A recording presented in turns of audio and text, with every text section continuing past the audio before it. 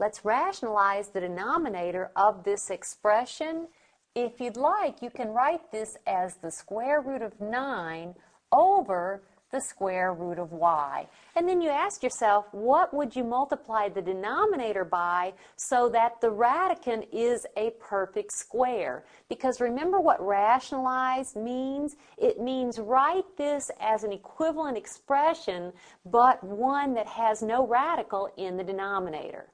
So notice, if I multiply the denominator of this expression by the square root of y, I would have the square root of y squared, which simplifies to y because y represents a positive number here.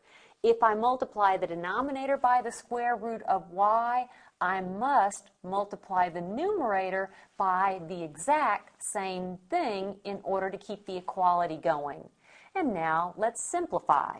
The square root of 9 is 3, and then I have square root of y in the numerator. In the denominator, the square root of y times the square root of y is the square root of y squared, which is simply y. I have rationalized the denominator. By the way, I cannot simplify any further because this is y raised to the power of 1. This is the square root of y, so these are different, and I can do no dividing out of a common factor there.